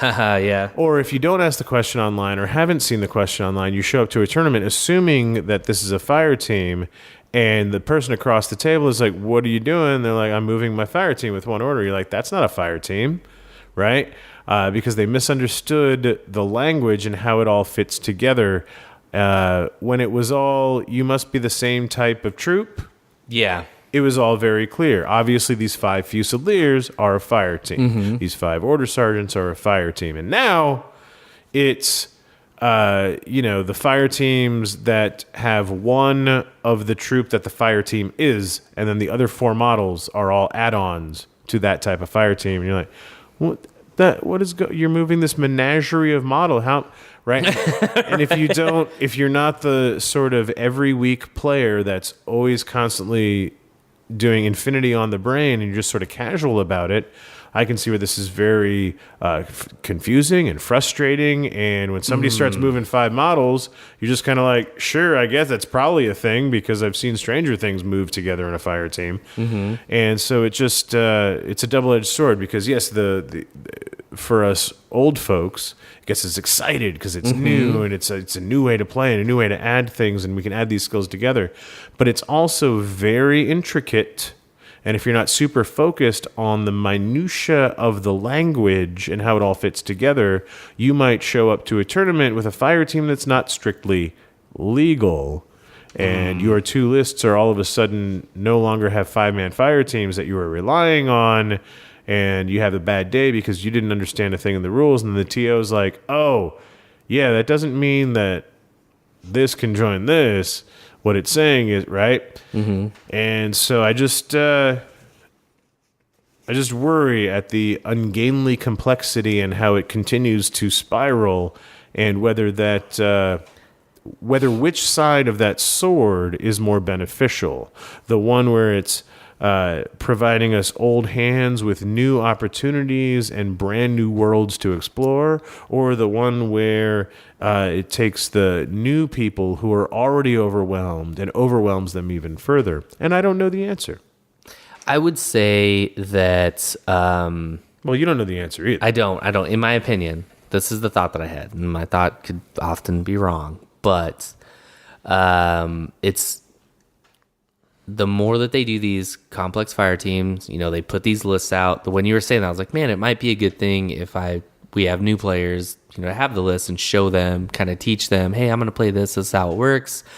But what I think that it encourages is for a new player, if they want to learn, and this is on community builders, to have a strong community to come and learn there. So it actually, in my opinion, kind of inhibits the person that's like, well, I'm gonna build all these and I'm just gonna show up and nobody's gonna know what I play and I'm gonna get one over on everybody. But then if you don't understand the rules because you're not practicing and active in your local area, it kind of pushes that attitude aside, which I think is a benefit, because as we've known, like having this really active community in our local area and having people show up that aren't afraid to learn these rules, and we actually have a lot of veteran players.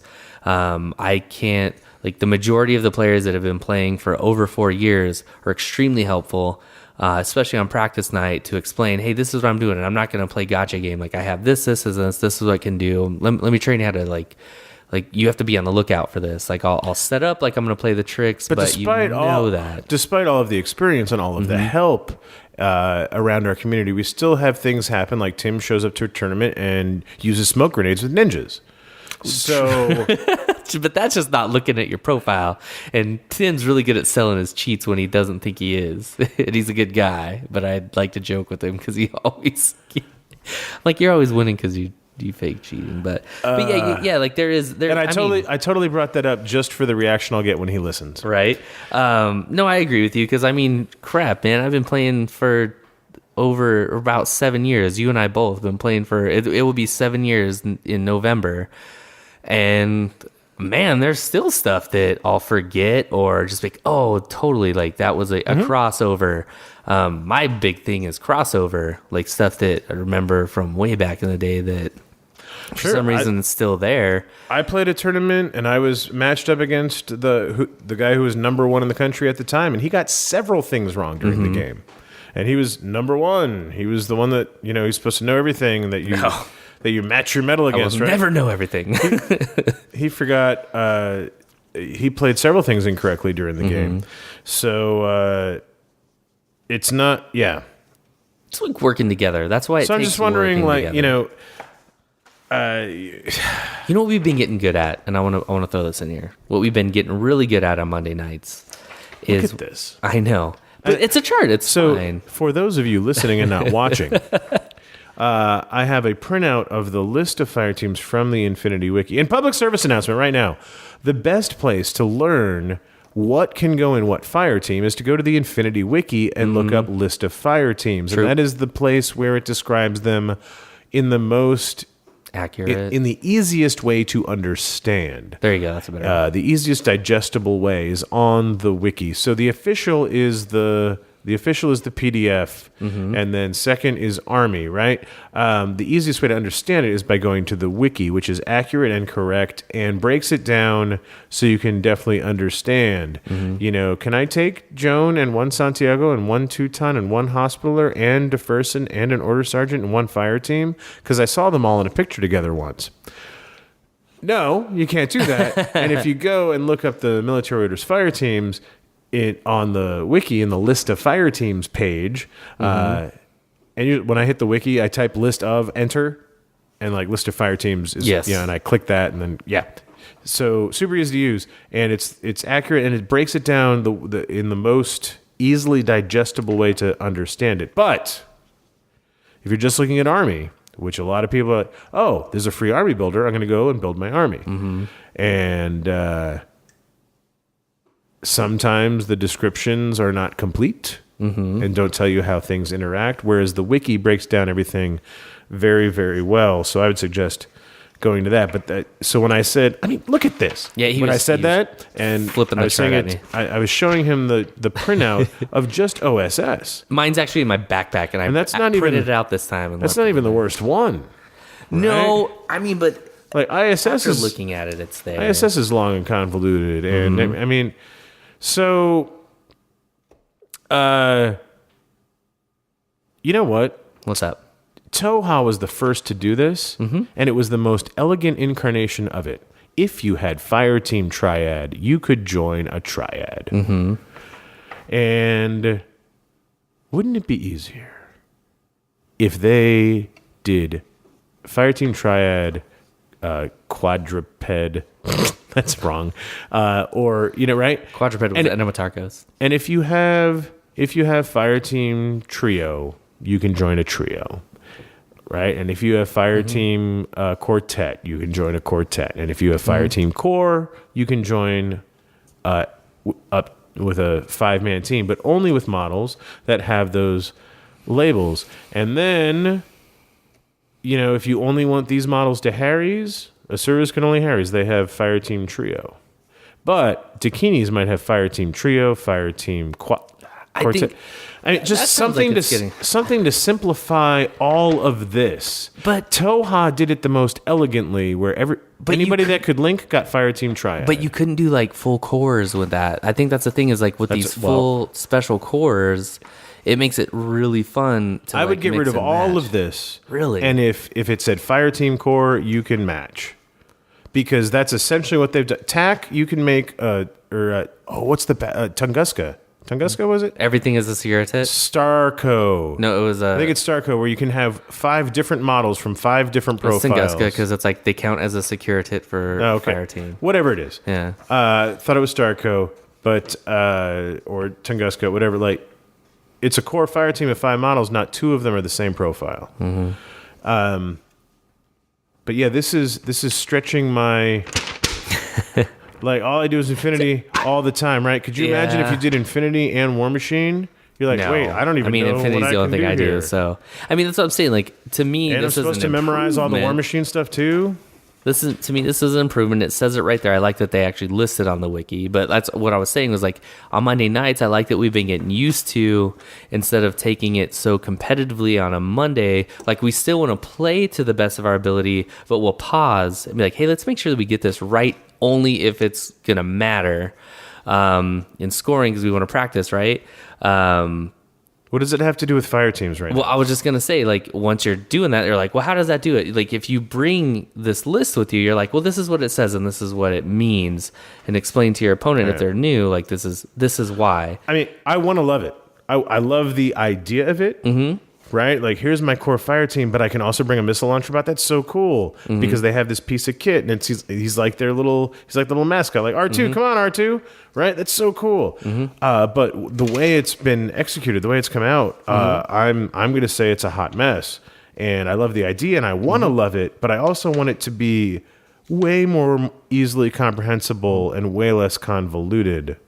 And what benefits do you get really from this level of confusion and complication that you can't get from a more elegant and simple system like the Toha got when they first introduced Fireteam Triad, and anybody with that rule could join in a fire team. And that was the same thing that's happening here, but so much more elegant. But we have to finish the rest of the army in the next 15 minutes. Okay, let's go. But it's good because we got to the remotes and stuff, so it's going to go real quick. I know, right? The Aleph bots, those are the toolkit forward observer bots. They're identical. Availability is identical. Everything's the same. Garuda, the flying Dakinis, they go up one availability. Otherwise, they're identical. And they're really good, and you should take them.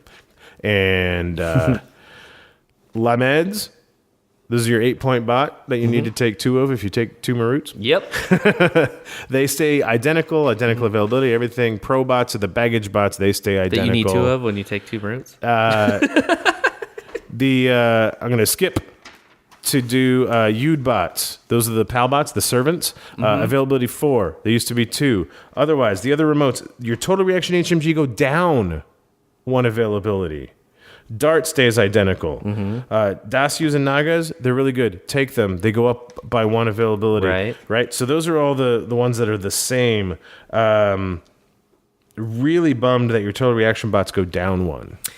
But and I think you it's have because, a fire team. Yeah, exactly. Which has a lot of burst and ARO. So what are you going to do? The only other one is Samek, which we've touched on. Yeah, they get the FTO option. Before we talk about the Rudras.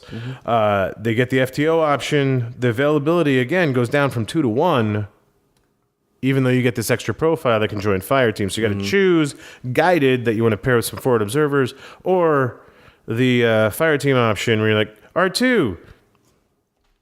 And he's 1.5 SWC, 22 points. Ballistic skill 12, missile launcher that you can put in a 5-man link. Cool. So then we get the new remote. The last thing we need to talk about is the Rudra's gunbots. Rudra, singular, Rudra, apparently. Right. Their availability 2, 1 in vanilla.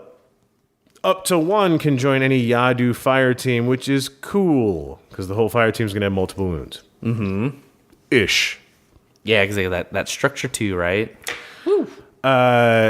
They're armor 4 and BTS 6. These are not your paper remotes. No. They have 2 structure, but they are silhouette 4. These are 55 millimeter bases. These are giant remotes. They're mini scorpions. What are they? Mini hawkbots? Okay, so they're ballistic skill 12. They are repeaters, and they have climbing plus. I'll let him try and figure out what he's trying to... They're mini Maggies. Mini Magaribas, okay. 55 millimeter base, like most of the combat remotes. But armor 4, unlike most of the combat remotes. Armor 4 with 2 wounds, or 2 structure, super good. Repeater on them, so no matter where your hacker is, they can get buffed across the field.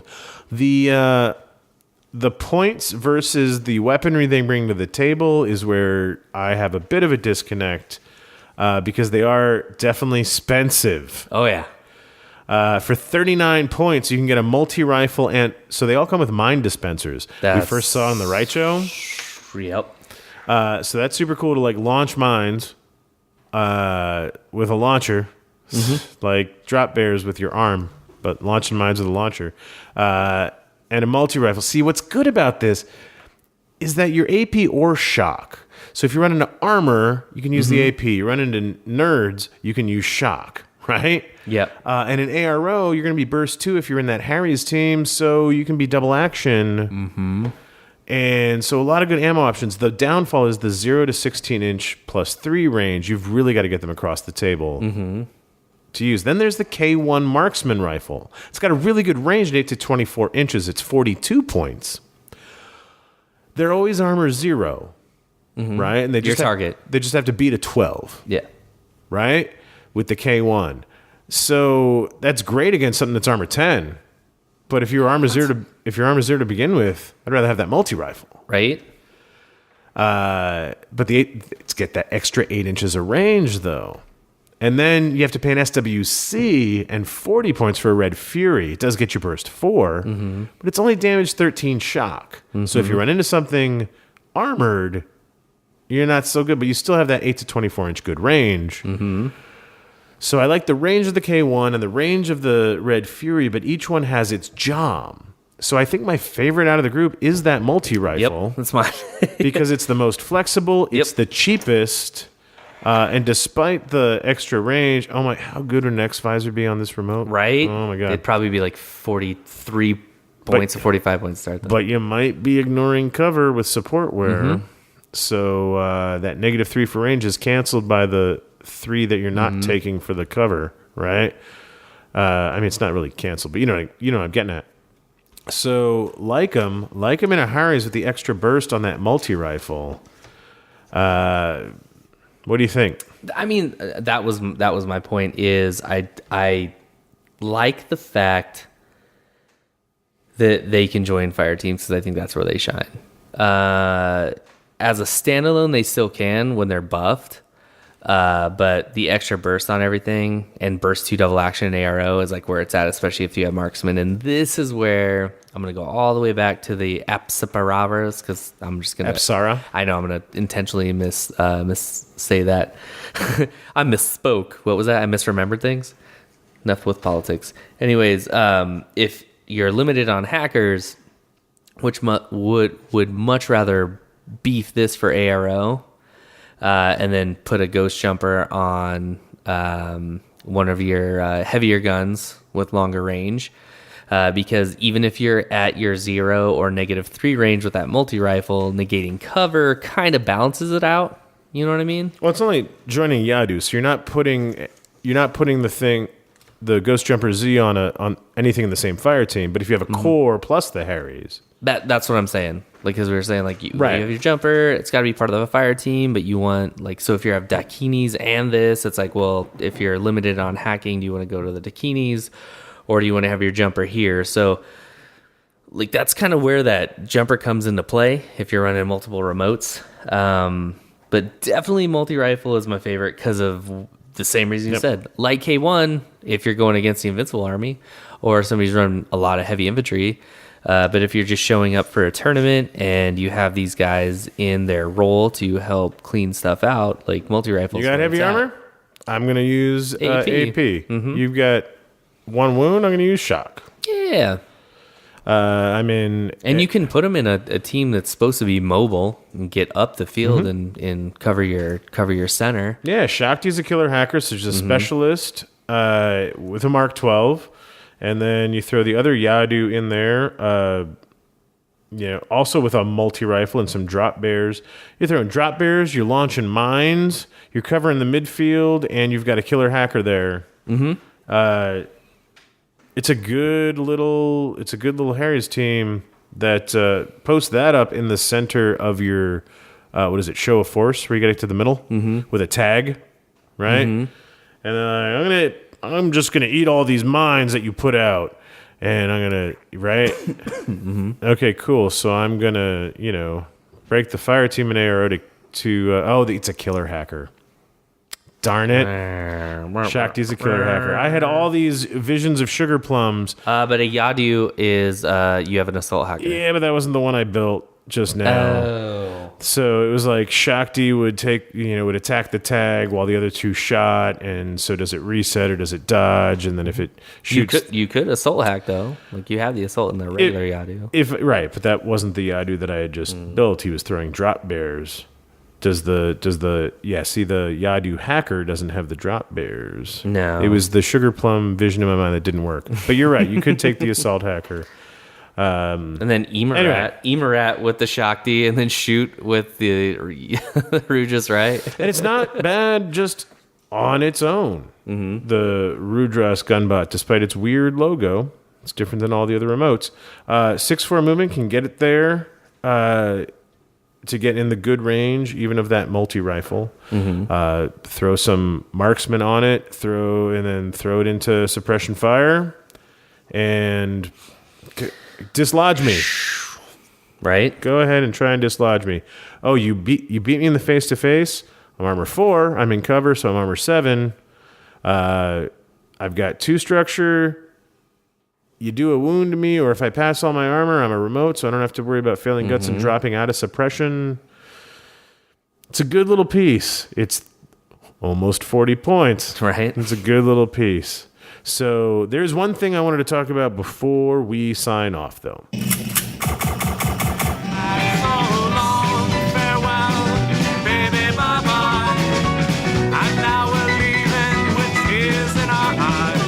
Conversation can serve no purpose anymore. Goodbye. Dudes, there is a new app out there.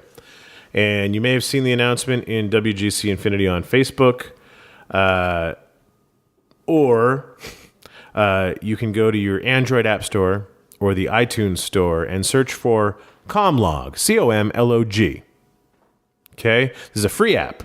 It's not going to cost you anything. Comlog has collated all of your ITS missions into a usable and informative mobile app that you have in the palm of your hand. No more waiting the long load times for your ITS document to load a PDF. onto your mobile device, only to have it crash, or it's fuzzy letters because it won't load all the way and you can't see how many points it is or how many classifieds you need. It has all of the missions from ITS-10 organized so that you can see at a glance what special things are involved in that mission, like a data tracker or high-value target, if it includes classifieds or not, if there's a xenotech in it, if retreat applies or not. And they're all alphabetical, and you can click on them, and it opens it up, and it has the whole description and map of the mission all laid out very precisely, very cleanly. It is what you always hoped the ITS document actually would be. So, search for Comlog, all one word, COMLOG. Shout out to Mike Beyer and his assistant Josh Hall, who put this app together. They did an amazing, fantastic job. It is the best thing ever in sort of like play testing the app, whatever you call that. Beta testing. That's Beta it. testing. In beta testing the app, he asked a question the other day about an exclusion zone. And in order to see what the exclusion zone in question was, I didn't instinctively go to the ITS document. No, I instinctively opened Comlog. I'm like, wait, I can't use that. That's why he's asking about it. And so if you don't have Comlog, you're doing it wrong. It will make your life so much easier when trying to look up missions and find out scoring. It's going to make packets, if your TO has delivered paper packets to you, it's going to make those obsolete because everybody's going to have the information at their fingertips. He is updating it constantly. It's always going to be up to date. It is amazing. Savinky Dink is his ITS name. Mike Beyer is his real name. He did a really good job. His assistant's Josh Hall, also known as Joxel, and I can't remember his ITS name. But I'm sure it's something good and clever. But great guys that made a great little product. It's free. Comlog. Go to your app store or the Apple store, the Google Play Store, where you put the things on your phone. Yeah, go to that. thing. And download Comlog, and it's amazing. And if you can't find it through the search engine because it hasn't populated sufficiently yet, go to WGC and search there, and there's direct links directly to the download so you can get right to it and click on it and download it and make your life so much easier. You're going to be glad you did. This is not an ad. I'm not getting paid. I just love it so much that I want everybody to know about it. So go and do it. And thank you for listening, and I'll see a bunch of you next week at Arizona Armageddon the 3rd, where we will have 64 players battling it out over 5 rounds, over 2 days in the hot Arizona sun. It'll be nice by then. In a newly air-conditioned game store. They just got a new vent through the front door when the guy drove his car through it. And so, now with drive-through. So that's coming up next week. I can't wait to see all you guys there. And Comlog, download it, and you're gonna be like, "Oh my God, this is the perfect. This is wow." That's what you're gonna say. Exactly that, verbatim, word for word, even. So thanks for listening, and until next time, download Comdog. Comdog, what up, Comdog? Download that's what Tech call each other. And support your local game stores. Fly Eagles Fly.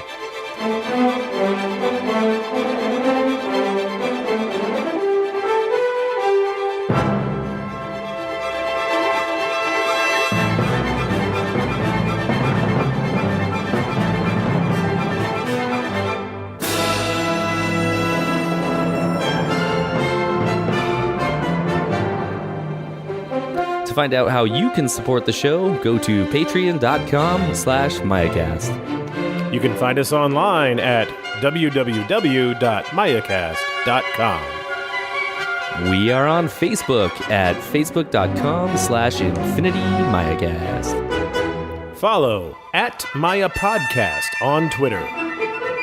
Join the MayaCast forum group on Facebook.